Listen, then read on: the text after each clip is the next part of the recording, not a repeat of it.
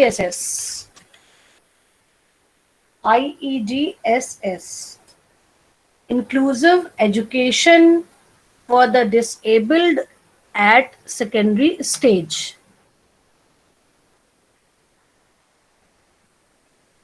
माध्यमिक स्तर पर निःशक्त जन हेतु समावेशी शिक्षा योजना, इसको हिंदी में बोलते हैं, के बारे में आज हमको बात कर दी। देखिए, जब राष्ट्रीय माध्यमिक शिक्षा अभियान का प्रारंभ किया गया था, ठीक है, तो उस समय जो दिव्यांग बच्चे हैं हमारे, उनकी शिक्षा को लेकर भी योजना बनाई गई थी कि जब प्राथमिक शिक्षा पूरी हो जाएगी उसके बाद हेडिंग रिपीट कर दीजिए। बेटा अभी हेडिंग नहीं बोली मैंने, अभी मैं स्टार्ट करूंगी तो बताऊंगी, ठीक है। अभी मैं रिव्यू कर रही हूँ थोड़ा, अभी हेडिंग नहीं है। हाँ, तो IEDSS जो है वो स्पेसिफिकली विशेषतया दिव्यांग बच्चों की माध्यमिक शिक्षा से संबंधित है, कि जब दिव्यांग बच्चे प्राथमिक शिक्षा अपनी पूर्ण कर लें, जैसा कि आपको पता है कि प्राथमिक विद्यालयों में दिव्यांग बच्चों का भी नामांकन किया जाता है और उनको भी शिक्षा प्रदान की जाती है, परंतु जब इनकी प्राथमिक शिक्षा पूरी हो जाती है उसके उपरांत माध्यमिक स्तर पर भी इनको गुणवत्तापूर्ण शिक्षा मिले, इसके लिए इस योजना का आरंभ किया गया। अभी भी कुछ बच्चे ज्वाइन कर रहे हैं।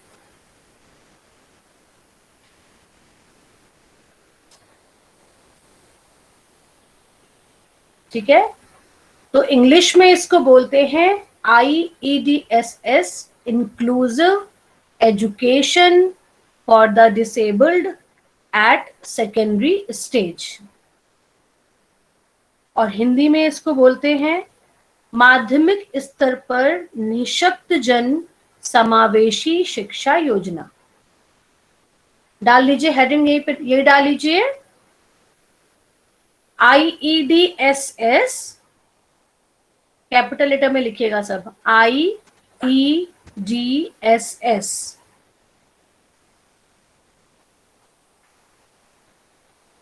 Inclusive education for the disabled at secondary stage.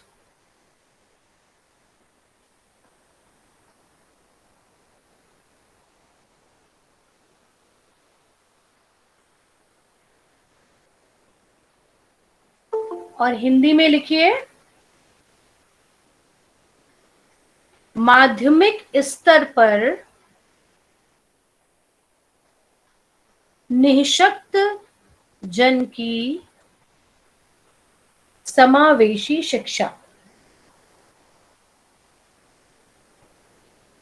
सबने हेडिंग डाली? Yes ma'am. ठीक है, आगे लिखिए, इस योजना का प्रारंभ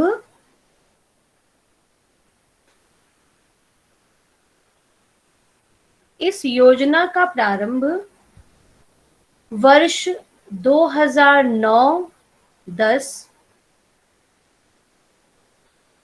में हुआ। वर्ष 2009-10 में हुआ। यह योजना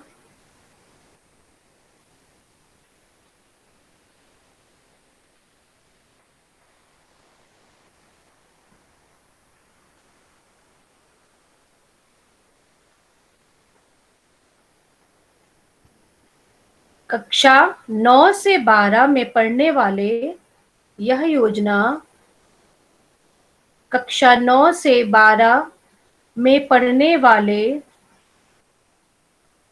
निःशक्त बच्चों की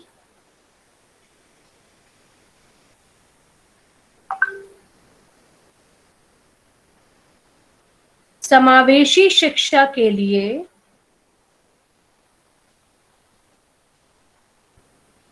सहायता प्रदान करती है।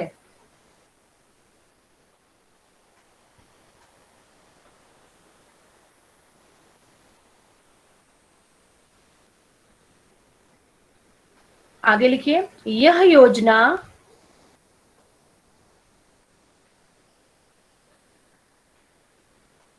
वर्ष 2013 से यह योजना वर्ष 2013 से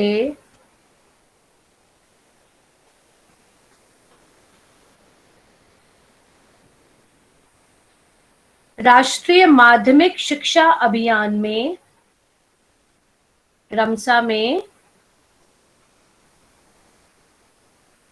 सम्मिलित कर ली गई है।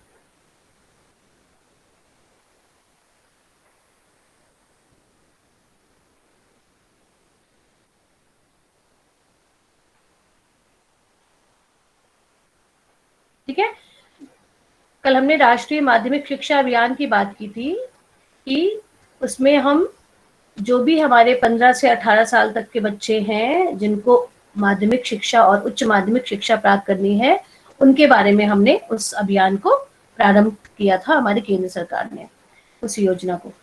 अब ये जो योजना है, समावेशी जो शिक्षा है निशक्त जनों की, इनको भी, इनके बारे में भी वही बात आई कि जब ये प्राथमिक शिक्षा अपनी पूरी कर लेंगे तो आगे इनको क्या किया जाए, इनकी भी तो स्कूली शिक्षा को, माध्यमिक शिक्षा को पूरा करना है।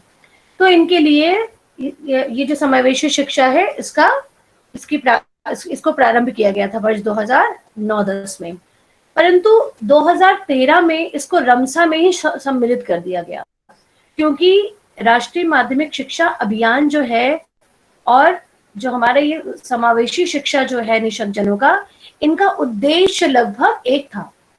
ठीक है, राष्ट्रीय माध्यमिक जो अभियान था उसमें भी हम माध्यमिक शिक्षा और उच्च माध्यमिक शिक्षा की बात करते थे, और इसमें भी हम निशक्त जनों की माध्यमिक और उच्च माध्यमिक शिक्षा की बात करते हैं।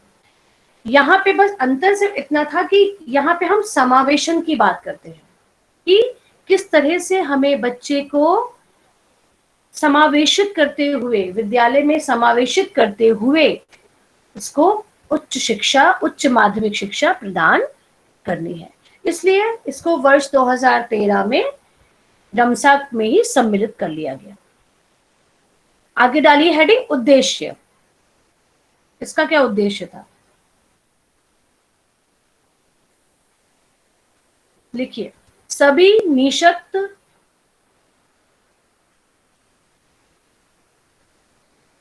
बालक बालिकाओं को, सभी निशक्त बालक बालिकाओं को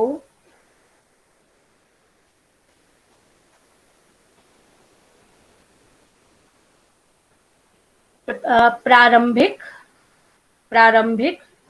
8 वर्षों की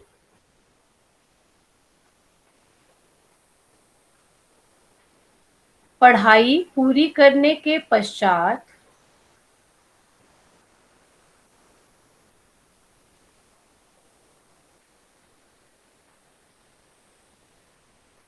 उसके आगे के 4 वर्षों की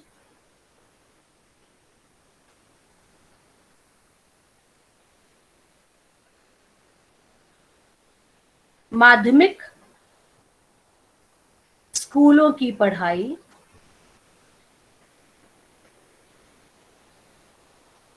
समावेशी और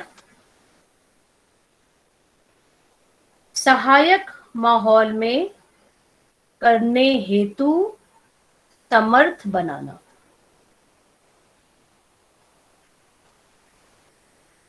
एक बार फिर से बोल दूं, सभी निशक्त बालक बालिकाओं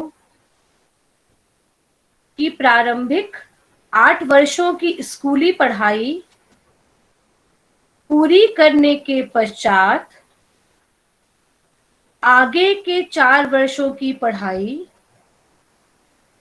समावेशी और सहायक माहौल में करने हेतु समर्थ बनाना। ठीक है, मतलब जो हमारे दिव्यांग विद्यार्थी हैं जिन्होंने अपनी प्राथमिक शिक्षा पूरी कर ली है,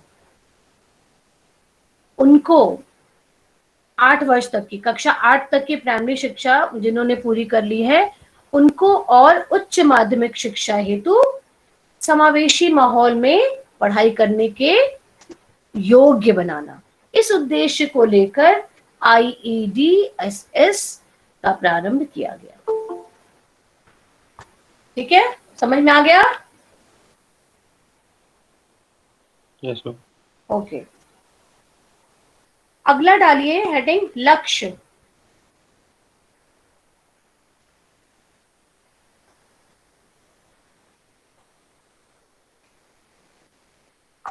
लिखिए, इस योजना में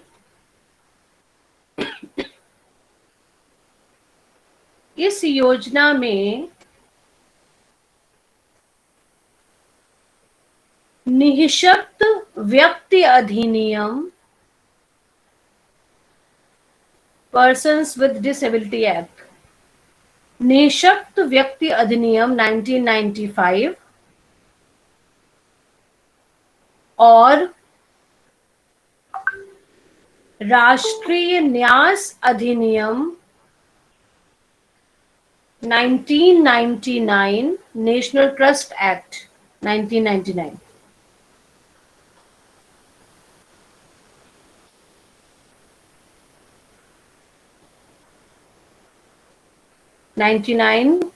के अंतर्गत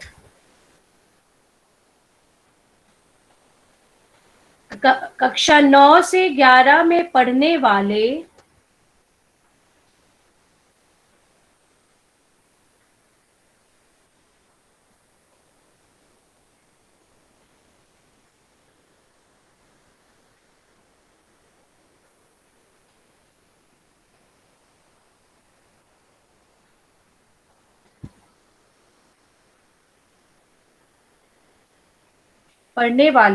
ऐसे बच्चे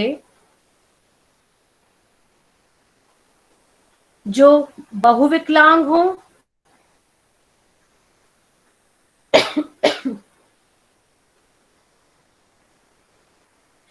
दृष्टिबाधित हों,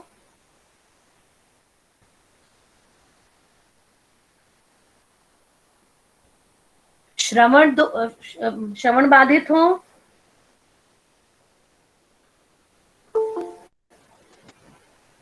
बौद्धिक अक्षम हों,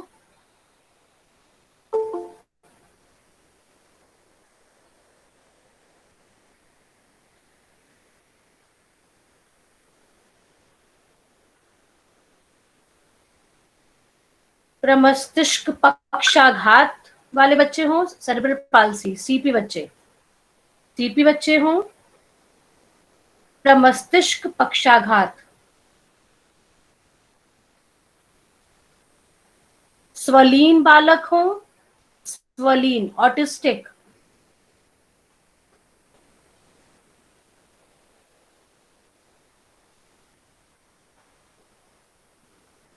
आदि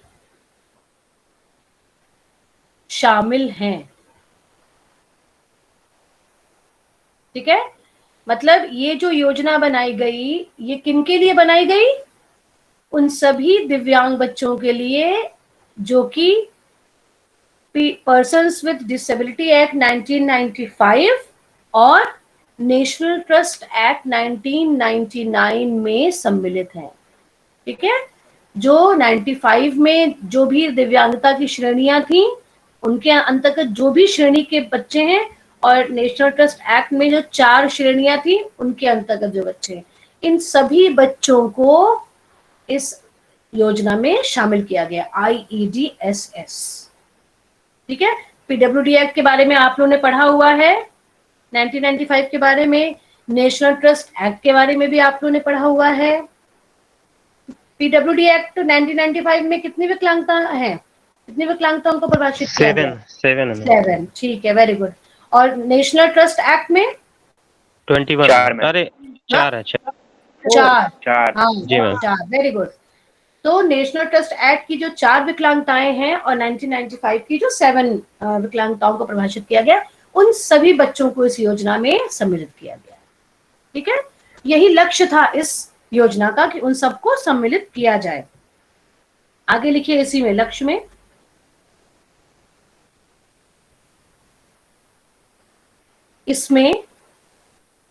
इसमें सरकारी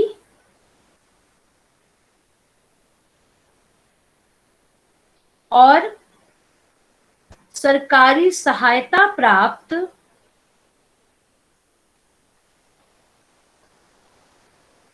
स्कूलों में पढ़ने वाले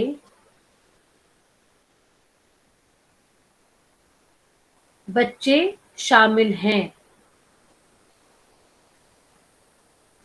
ठीक है, कि इस स्कीम का लाभ किनको मिलता है, इस योजना का? जो बच्चे सरकारी स्कूलों में पढ़ते हैं या जो सहायता प्राप्त स्कूल होते हैं, सरकार से जिनको सहायता प्राप्त होती है, वो स्कूल होते हैं, उनमें जो भी निःशक्त बच्चे पढ़ते हैं उनको इस योजना का लाभ प्रदान किया जाता है।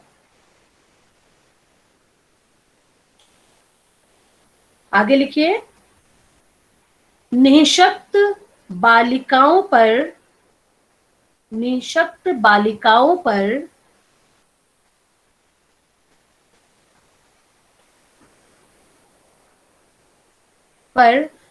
बहुत ही विशेष ध्यान दिया जाता है। निःशक्त बालिकाओं पर बहुत ही विशेष ध्यान दिया जाता है,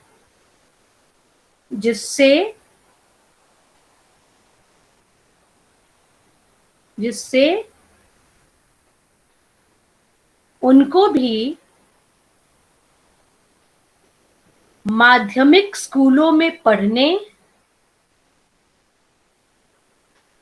और अपनी योग्यता का विकास करने हेतु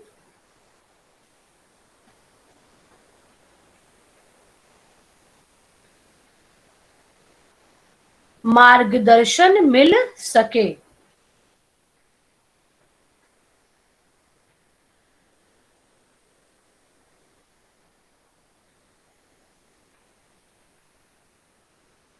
ठीक है, और इसका एक बहुत अच्छा उदाहरण क्या है बालिकाओं के लिए जो विद्यालय खोले गए हैं? कस्तूरबा उदाहरण गांधी। बता सकते हैं? कस्तूरबा गांधी मैम। हाँ, कस्तूरबा गांधी जो विद्यालय खोले गए हैं बालिकाओं के लिए, वो इसका एक उदाहरण है। ठीक है,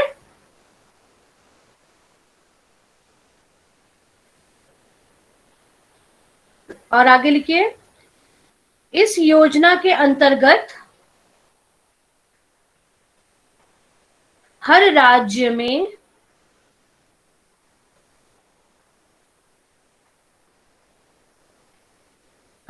में मॉडल समावेशी स्कूलों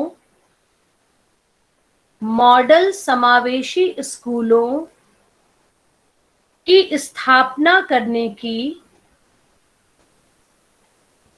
कल्पना भी की गई। ठीक है, इस योजना में इस बात को भी प्रस्ताव रखा गया या इसका भी सुझाव दिया गया कि हर राज्य में एक एक मॉडल इंक्लूसिव स्कूल, मॉडल समावेशी विद्यालयों की स्थापना की जाए, और जिसको देख के अन्य स्कूल भी अपने आप को उन जैसा बना सकें। मॉडल स्कूल क्यों बनाए जाते हैं? जिससे दूसरे जो विद्यालय हैं वो भी उससे प्रेरणा प्राप्त कर सके और अपने को उस जैसा बना सके, है ना? ये तो होता है मॉडल स्कूल। तो इसका भी प्रस्ताव, इसकी भी कल्पना इस योजना में की गई कि हर राज्य में ऐसा मॉडल समावेशी विद्यालय बनाया जाएगा। नेक्स्ट डालिए हेडिंग,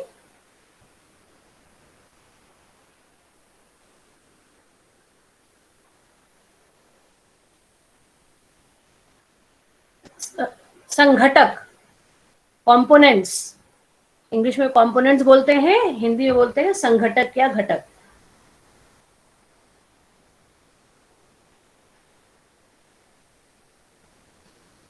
पहला पॉइंट लिखिए,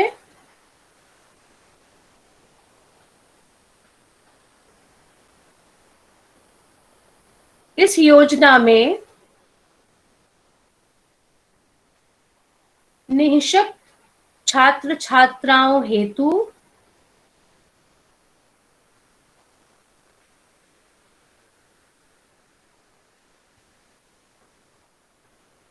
शैक्षिक सुविधाओं के साथ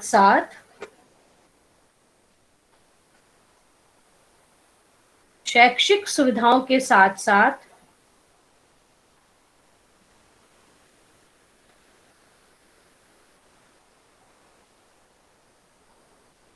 बच्चों को चिकित्सीय सुविधाएं प्रदान करना,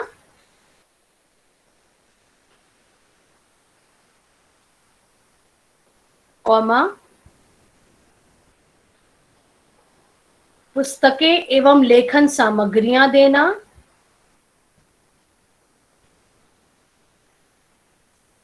कॉमा स्कूल यूनिफॉर्म प्रदान करना,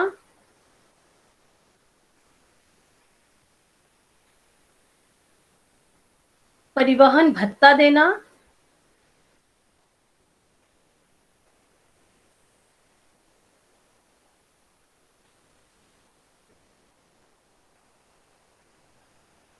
भोजन एवं आवास की सुविधा प्रदान करना,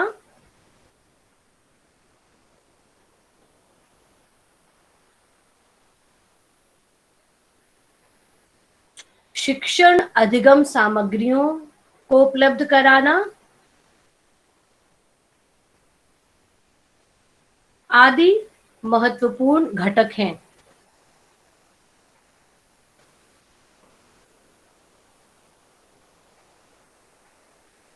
अब मैंने जो सेंटेंस बोला वो कोई मुझे पढ़ के सुनाएगा? पहला पॉइंट पढ़ के सुनाइए जो मैंने अभी बोला। हाँ मेहता पढ़िए। जी, इस योजना में निःशक्त छात्र छात्राओं हेतु शैक्षिक सुविधाओं के साथ साथ बच्चों को चिकित्सकीय सुविधाएं प्रदान करना, पुस्तकीय एवं लेखन सामग्रियां देना, स्कूल यूनिफॉर्म प्रदान करना, परिवहन भत्ता देना, भोजन एवं आवास की सुविधा प्रदान करना, शिक्षण अधिगम सामग्रियों को उपलब्ध कराना आदि महत्वपूर्ण घटक हैं। ठीक है, सबने लिखा है ना? ओके, नंबर 2 सेकंड पॉइंट लिखिए।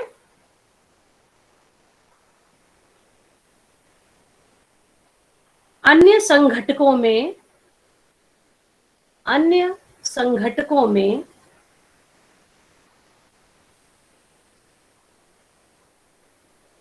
विशेष शिक्षकों की नियुक्ति करना,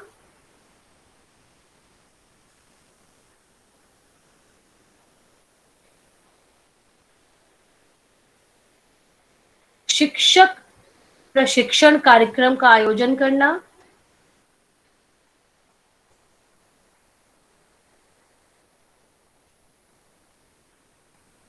संसाधन कक्ष की स्थापना करना,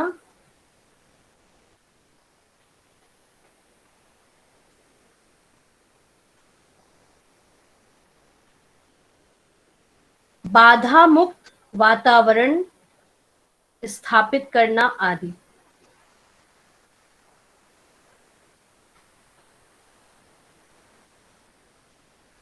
ठीक है कि हमें विशेष क्योंकि हमारे बच्चे विशेष हैं, दिव्यांग हैं, तो उनके पढ़ाने के लिए हमें विशेष शिक्षकों की नियुक्ति करना, फिर उनके लिए शिक्षक प्रशिक्षण कार्यक्रमों को समय समय पे आयोजित करना, क्योंकि जो सामान्य शिक्षक हैं जो पहले से ही विद्यालय में हैं उनको भी प्रशिक्षित करना जिससे वो ऐसे बच्चों को पढ़ा सके।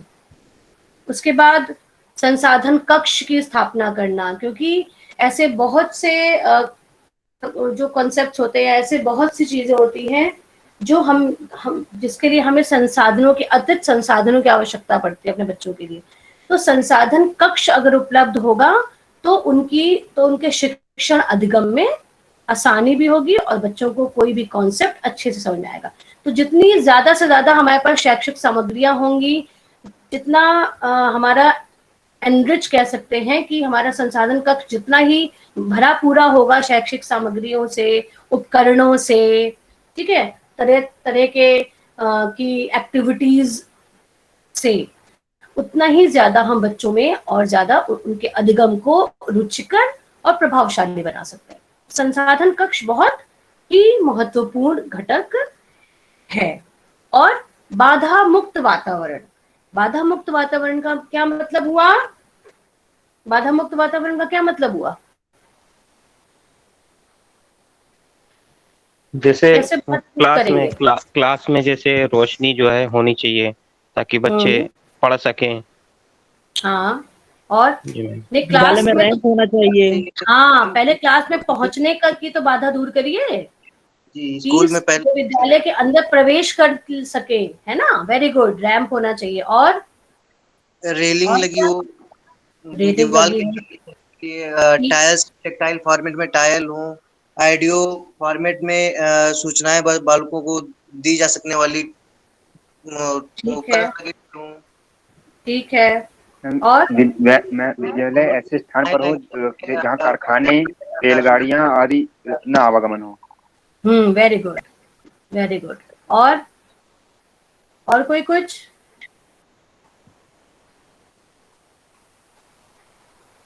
मतलब बाधा मुक्त का मतलब है कि बच्चा आसानी से विद्यालय में प्रवेश कर पाए, अपनी कक्षा तक पहुंच पाए, और उस कक्षा में जो भी संसाधन है उन संसाधनों को का उपयोग कर पाए वो, है ना? मान लो उसको पंखा चलाना है तो वो स्विच जो है पंखे की उसकी पहुंच में होनी चाहिए।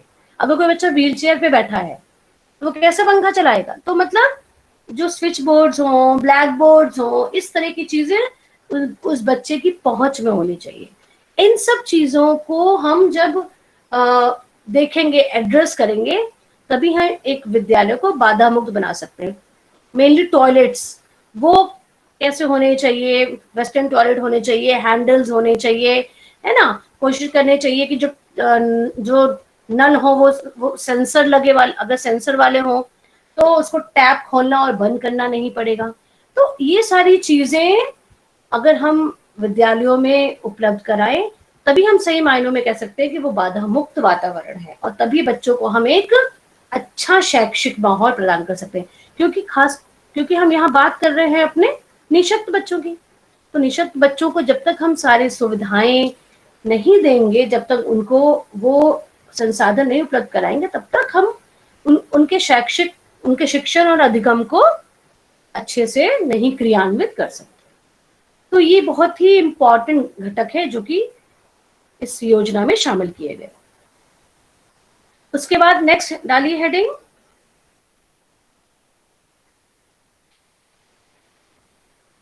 डालिए कार्यान्वयन। कार्यान्वयन किस तरह से इसको फंक्शनल करना है? कार्यान्वयन लिखिए। राज्य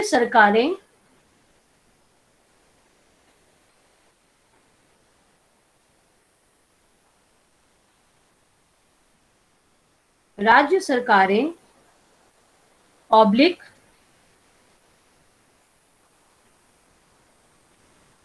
संघ राज्य क्षेत्र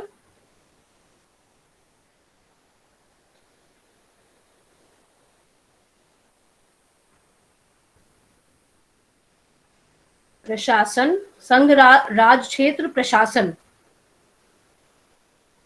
कार्यान्वयन में मुख्य भूमिका निभाएंगे।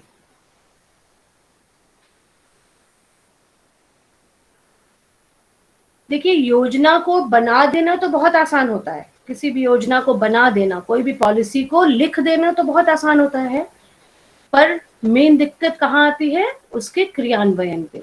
उसको किस तरह से संचालित किया जाएगा, उसको किस तरह से मतलब धरातल पे किस तरह से हमें उसको प्रारंभ करना है, ये मेन चीज होती है।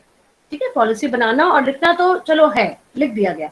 तो क्रियान्वयन के लिए राज्य सरकारों को इसका उत्तरदायी बनाया गया कि राज्य सरकारें जो हैं वही मुख्य रूप से इसके कार्यान्वयन को देखेंगी, हर राज्य की सरकारें। और साथ ही देखिए, साथ ही निःशक्त जनों की शिक्षा के क्षेत्र में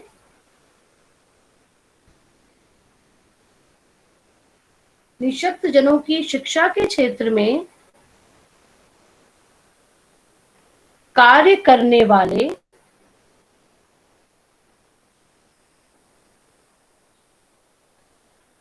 स्वैच्छिक संगठन भी इसमें शामिल हो सकते हैं।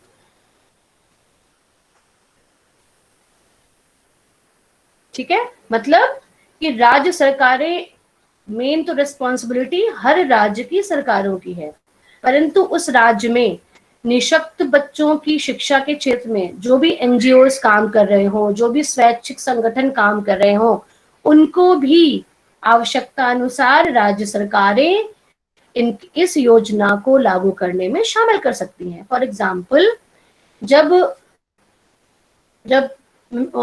सर्व शिक्षा अभियान में मिड डे मील का प्रारंभ हुआ था, तो राज्य सरकारों ने मिड डे मील की व्यवस्था करने का काम बहुत सारे स्वैच्छिक संगठनों को या एनजीओस को दे दिया था कि अपने अपने क्षेत्र के जो विद्यालय है उसमें इन एनजीओ को उन्होंने जिम्मेदारी सौंप दी थी कि वो इन विद्यालयों में मध्याह्न भोजन का प्रबंध करेंगे।